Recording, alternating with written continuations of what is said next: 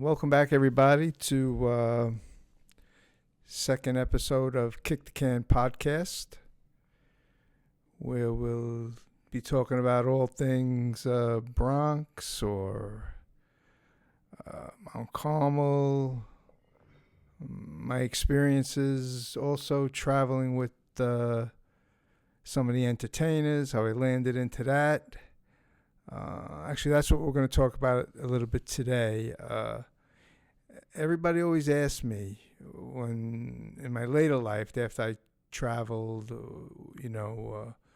with some of the entertainers and going on tour, I had more of a regular life, had kids, went to CYO basketball games and met a whole bunch of new people. Word got out, oh, this guy used to travel with Frank Sinatra. Oh, this guy used to travel with this one. This guy knows Liza Minnelli, blah, blah. So, needless to say, if the people got a little comfortable with me, they all would want to ask, how did you start traveling with Frank Sinatra? So, that's what I'm going to touch on today, how it all came about. And I'm going to relate one of my favorite stories of traveling with this. In this case, it's going to be my first tour was with the Rat Pack reunion kind of thing. It was Frank Sinatra, Dean Martin, and Sammy Davis Jr. They had a bright idea, and let's get on the road with these old guys and see see if it got some traction. So I was fortunate to start off with those guys on that tour. But to kick back before that, how I got the opportunity to do this, back in the day, I would say probably mid-'70s, my friend Gary Labriola, Gary Lab, grew up right on Hoffman Street with me. Went to grammar school, Mount St. Michael High School together. So we were close friends all throughout our whole lives. So as we got a little older, maybe 20, 21, Gary, actually, we even went to Westchester Community College for a couple of years together. So, needless to say, Gary was always, had to, go to school, but have a job, whatever it was, lumberyard, whatever he did to make money. He always liked cars and stuff like that. So, he had the opportunity to become friends with this Elliot Wiseman, who was one of the founders or owners, however you want to say, of this Westchester Premier Theater. This Westchester Premier Theater was a small venue in, I guess, Elmsford, Tarrytown, somewhere up there, to bring in entertainers and, put on shows. Unfortunately, Elliot had a couple of partners who were, legitimate wise guys. And so it was a couple of wise guys and then, an Ivy League CPA is basically how it started. So Gary started to hang out up at the Premier Theater with one of his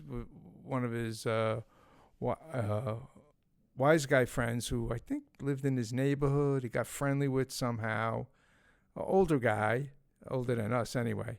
So he started to hang out up there, and he met his future wife there, Jean, who was the assistant to this guy, Elliot. And Elliot pretty much did all the bookings with the artists, I'm pretty sure, and made the deals with with with their managers, the fees, all that stuff. He was probably doing that for the theater, his main job. So Gary becomes friends with one of the wise guys up there, and then he starts dating Jean. So that went on for a couple of years. Gary hung out up there. I think at that point he wound up quitting college to pal around with these guys, and that was the beginning of pretty much a lifetime coexistence for Gary with this one particular wise guy. That's a whole nother story. But as far as with Gary and this guy Elliot, when the shit hit the fan at the Westchester Premier Theater, bankruptcy, and just basically, it was just the wise guys were just looking for, they didn't care about rules or longevity of the theater. They wanted to, like a get rich scheme. So naturally, that Premier Theater didn't last long, a couple of years, and everybody went to jail. The principals, Elliot, they all went to jail. So as far as Elliot, he must have had a knack for booking talent and building a clientele where he can just book them. He wasn't really an agent per se, or like nowadays they have these big agencies for entertainers, and I think he started specializing in just booking certain talent in certain places, wherever. If a certain artist could do only a 3,000 seat, 4,000 seat, he would book and put tours together and stuff like that. I think that was his beginning. And when he went to jail, naturally he was limited to what he could do to work. But Gary and Jean, they did everything for him while this guy was in the can. They went and brought him dinner every night downtown. They had meetings. He directed them. They did all the legwork, all the grunt work for him. And I know this guy really appreciated it because, it really helped him a lot for that few months that he was away. That he was able to still build on this business. He wasn't the kind of guy that showed his gratitude, but being around him, I knew he was grateful to Gary and Jean for what he did for them. He didn't really acknowledge them. This guy Elliot wrote a book in the last few years. He didn't really acknowledge that part of his start or whatever. Of course, he acknowledged the trouble he got in, but the book took a different topic, more as how his relationship with Frank Sinatra was what the book was about. So naturally, when Elliot got out of jail, Gary and Jean, they stayed with him. Jean just was his assistant, did all the, printing calendars, making phone calls, everything. So that's pretty much how Gary got started with in show business direct, because he would eventually they would start going out on the road and covering the shows that they booked. Sort of like with the road manager booking the shows and seeing it through, making the settlements up in the box office, how many tickets sold, advertising got paid, all things that went into putting a live event on. I don't know how it's done now, but the bottom line is it's all about how much did you make? Doesn't matter how big or small the entertainer is. So somewhere along the line, as Gary and Elliot and they were just moving on, getting more bookings, somewhere along the line, they were able to start selling like a souvenir program and T-shirts for Frank Sinatra. And you would set up a table in the lobby, and before the show, people would be all excited, get their book, and so you would do it before the show, intermission, and after the show, and that's where I came in. They would let me go. So I lived here in at that time I think I lived maybe Pelham, maybe still in the Bronx. So I would go to Atlantic City. I went to Washington, D.C. a couple of times. I went someplace in Pennsylvania. So I would load the car up with the books. The shirts would seem to always be there by UPS or something. And that's what I did for a couple of years. Carnegie Hall. We almost worked in, I think we worked in Carnegie Hall every 2 years, or Radio City, or back and forth. So many. Sinatra probably could have did, almost worked there every night, because so many people in our area here just loved him. The old timers that saw him in the 40s and 50s, and the children of these people who heard about it, and they're getting an opportunity here, maybe in the late 70s, early 80s, to see Frank Sinatra, who still, do a really good show most of the time. So I did the books and T-shirts on and off up until 1987, and when they decided to put this Rat Pack reunion tour together,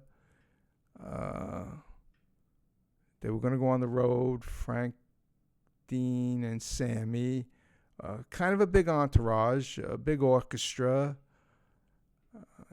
Everybody had people. Sammy, they all had people, staff. It was 90 or 100 people on the road. So Gary said to me that they're looking just for like a street guy, or a guy pretty much you could trust, wasn't going to be looking to write a book or has some kind of agenda. And let's face it, I'm a worker bee. I could work. So at the time, it was late 87. I was just getting out of almost getting married, to put it plainly. And I was a sheet metal worker, really working hard. So really nothing to keep me here. I thought it wasn't that hard of a decision. When they gave me the opportunity, they told me when they wanted me to come, be ready. It was like a no-brainer. I'm going, because I could always do sheet metal work. I wasn't throwing my tools away. So that was the beginning of this opportunity to do the traveling and making the arrangements to go on tour and all of that. So that would have brought us to the beginning of 1988. These guys had their office in Coral Springs, Florida. So I would have to move down to Florida, which was no problem, especially in February. I mean, the day I made up my mind to go, it was like a 10-degree day, working pretty much in a building with no windows, freezing, with sheet metal. I'm going to Florida, I said to myself, and that's what I did. I went down there middle of February. I think the shows, we were going to go on tour sometime in March. I was looking through my stuff that I accumulated in my travels and working with with Sinatra and the tours. And I could not find my itinerary, day by day, date by date, city by city. But the first couple I remember are pretty good, and that's one of the stories I'm going to share today. It was probably middle of March 1988. We went to California, and they rented a sound stage type of a thing on one of these Warner Brother lots, or one of these Paramount lots. So they rented a sound stage, and they were going to rehearse for the tour. So the very first day, I'll never forget. We're there, and they all come in limousines. But what caught my eye was when Dean Martin got there. They opened the car door. He needed the assistance of the car door to get himself out of the back seat of the car, like leaning on the door, then clutching to the top of the window to help himself get out of the car. Right there and then I says, this guy is not going on a 15, 20 show tour. 15 cities, travel, hotels. No, he's not doing it. Can't do it. So right there, I said, I'll be back doing sheet metal in a couple of weeks, I said to myself. So we went, they did the rehearsals, and the first show was probably a few weeks later in Oakland. I think it was just one show, and this show was playing in arenas, hockey arenas, basketball arenas at the beginning, and they did good business. They were getting 18, 20,000 at these shows, and the show was great. I mean, I had never seen Sammy Davis Jr. in person. All I knew about Sammy Davis Jr. was, I guess, Candyman. I don't even know. Was that like a disco song? I think it did well for him, like in the charts, but that's all I knew about him. And when I saw him, my jaw was on the floor. Singing, dancing, all kinds of songs, contemporary, opera. He did a couple of songs from Phantom of the Opera. Unforgettable talent. And then in the course of the show, they did the finale was all three of them singing along. So we hit a few shows. We went from Oakland, and from Oakland, right after the show, they flew Frank, Dean, and Sammy and their main people. They flew to Vancouver on a pretty nice private jet, pretty big private jet. And of course, we were going to stay in Vancouver a couple of nights just to do one show. So they had to bring all their stuff. Maybe there was 12, 15 people on the private jet. So that's luggage for all those people. So we went up to Vancouver. We had a few days off. And then the shows were still going good. Dean Martin was doing okay. He was, there really wasn't too much downtime. Maybe one night off, and the whole group went out for dinner. It went pretty good. After that, the next show from Vancouver was in Seattle. And I don't think it's a long flight. So what they decided to do was take a small private jet, no luggage, and me, the new guy, was going to come over the border with 40 bags of luggage. So that was the plan. So now I'm thinking to myself, I don't know about this, but I give it a shot. This is where it gets really interesting. They take off. They go to Seattle almost right before showtime. They land, go to the arena. do the show, and then after the show, they were going to take another larger private jet to Chicago with the luggage.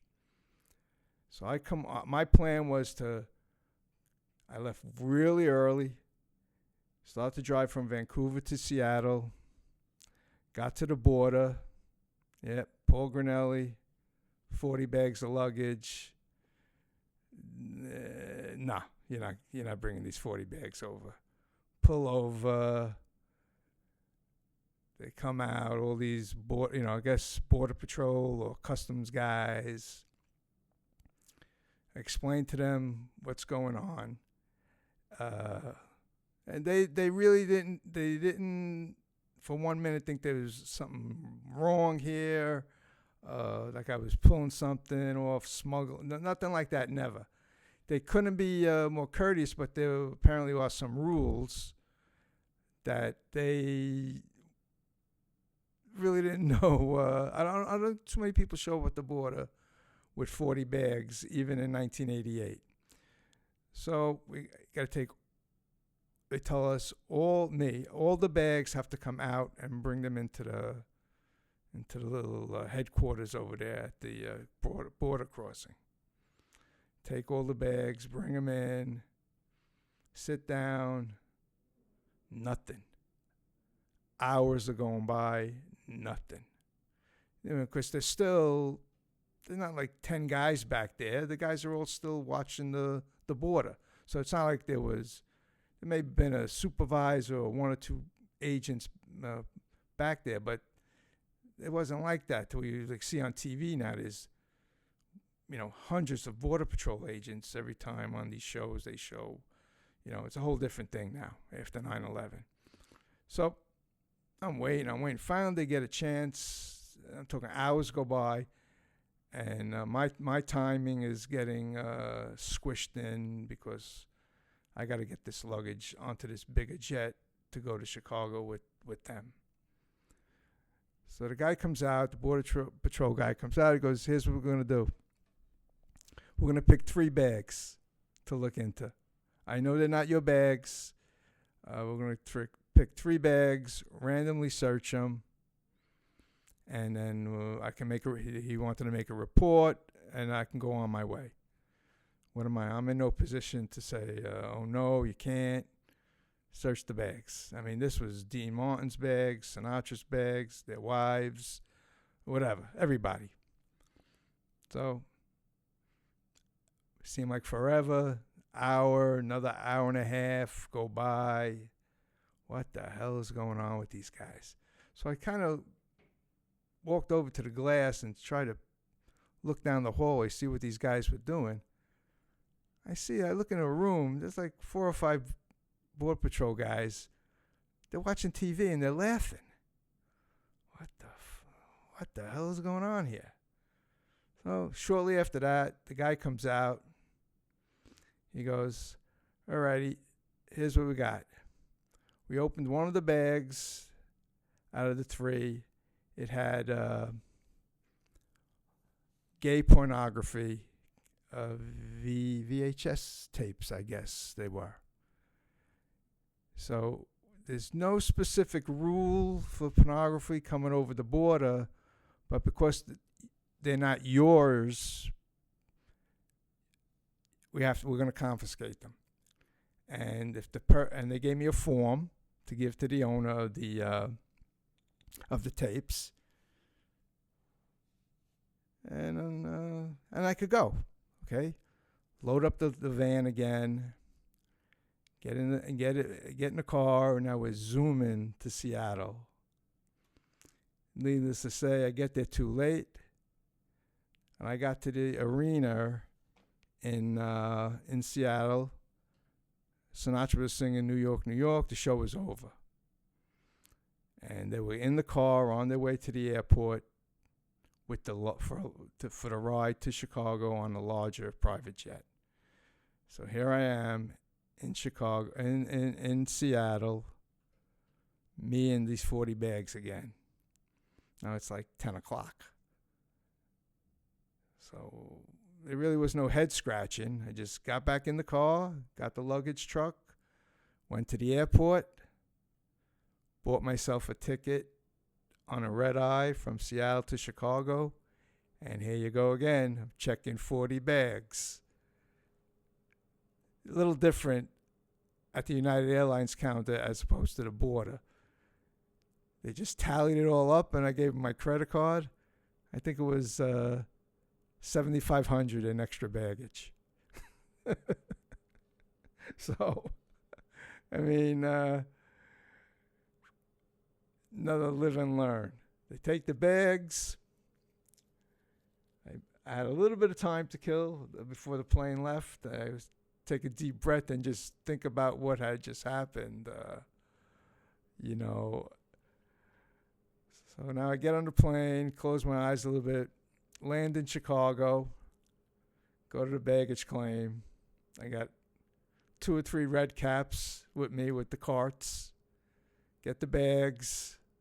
Only 39 made it. So the saga is going to continue for this one bag short. Go in the little office there, go through all the tickets, get the number of the bag missing, and off to the hotel. So in a way, nobody really realized. I think I got to the hotel maybe 9:30, 10. Nobody really realized that their bags didn't get there when they landed with the private jet late the night before.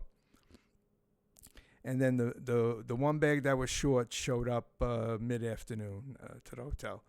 We were staying at the Ambassador East, and it's probably a hotel that was like a real happening maybe in the 70s, 60s and 70s. That was one thing about Sinatra. They would stay in the same hotels, especially in the big cities.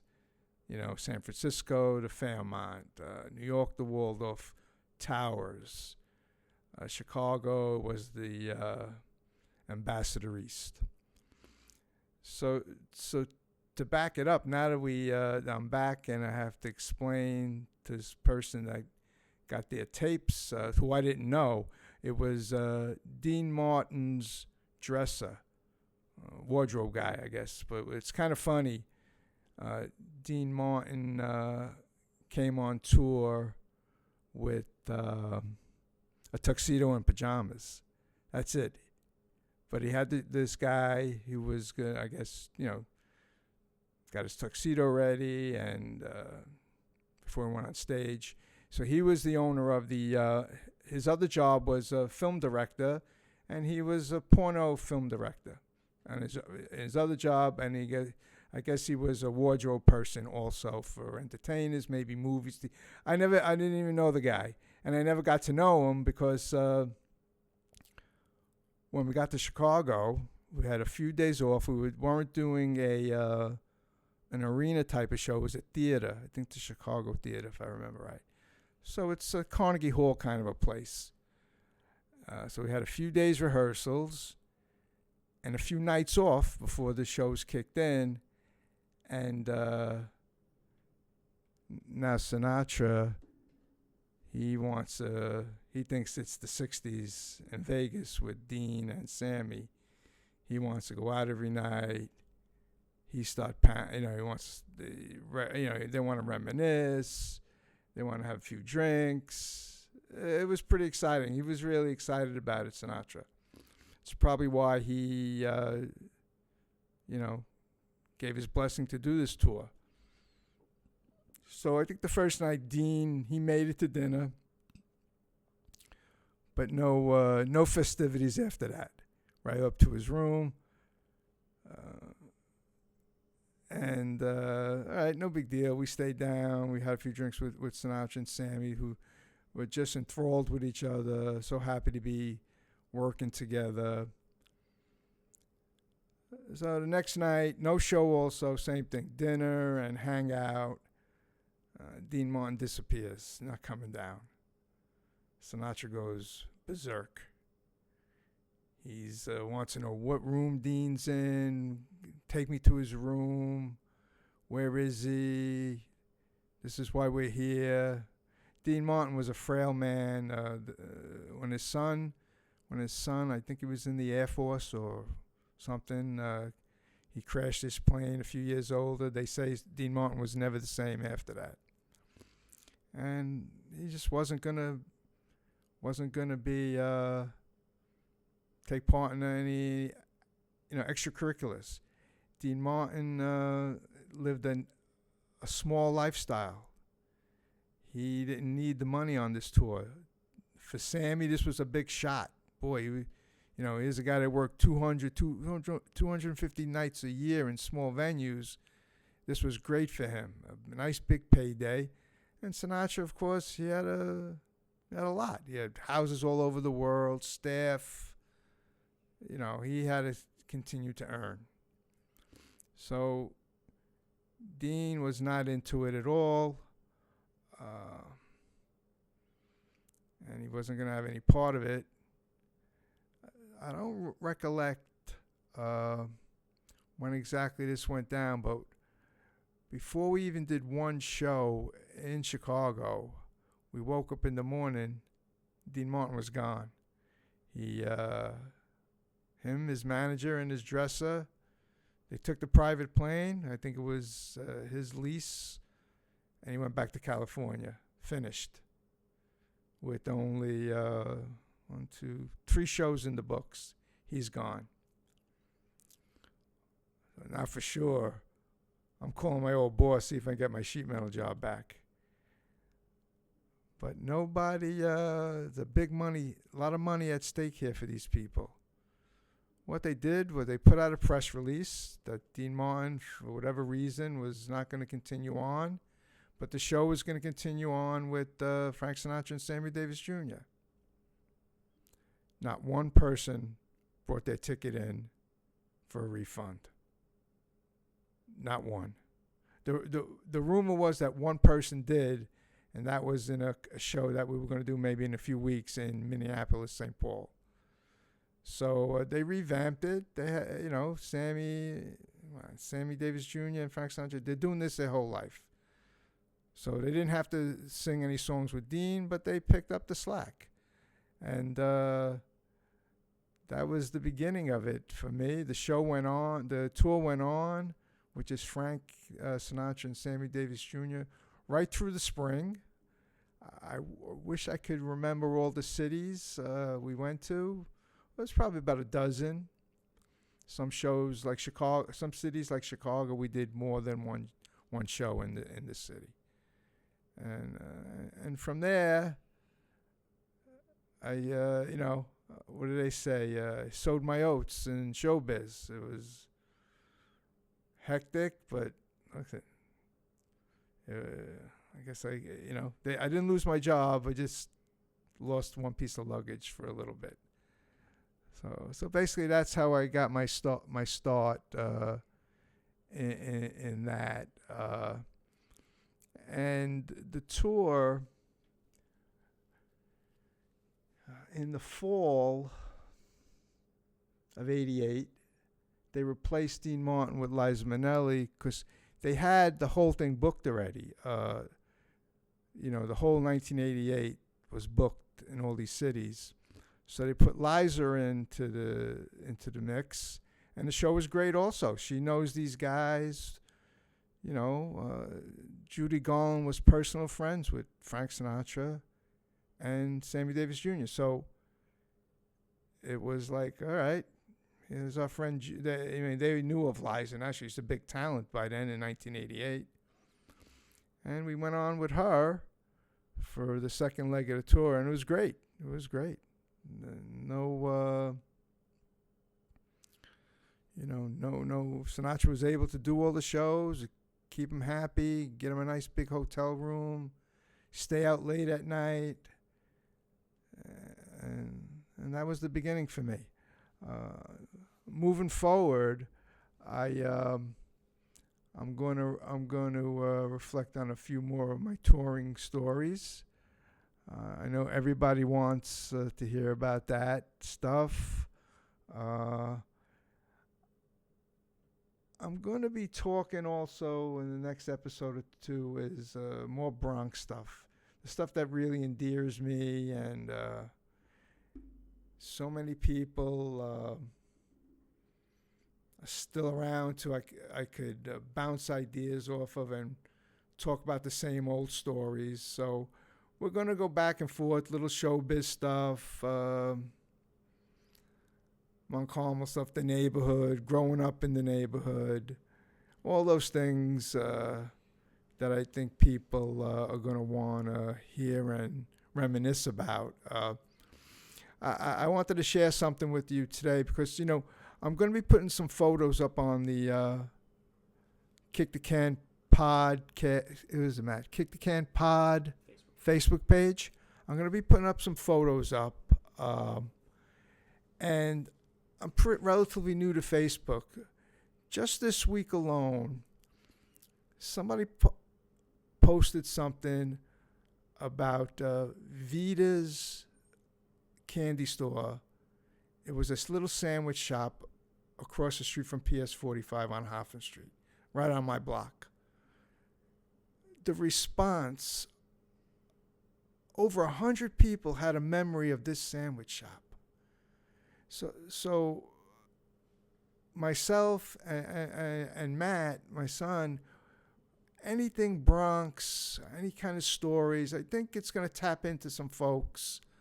And on Facebook, it's just you write a comment. Me, I'm encouraging people to just share stuff with me. If they remember something, if it's something I remembered not quite accurately, that's fine too, because we're talking about, let's face it, Hoffman Street, 70, you're talking 60 years ago, 55, 60 years ago. And I was really taken away by the response of this one Facebook page. I think it's great. Because it channels some folks maybe a little bit older than me. I'm 70, so maybe some of the 75-year-olds, 80-year-olds. I'm going to try to get the announcement of this podcast on that page. We'll figure how to do that. We're figuring out stuff as we go along. And also I want to bring people in. I'll throw out some hints of where I'm going to need some backup to where my memory falls off in the upcoming episodes. But for now, I think I'm going to wrap it up today. I can't believe I could talk for this amount of time. Crazy. Anyway, so be sure to follow us on Spotify, Apple Podcast, and YouTube. And also the Facebook page is kickthecanpod@gmail.com. And as always, we're sponsored by Riggins Crab House, Lantana, Florida. So if you're down there, best seafood around, Danny Calaro. Pork store, heir to the Danny Calaro pork store, who now is a fishmonger. So he'll be on. We're going to touch base with him moving forward. So until next time, hope you enjoyed it. Bye.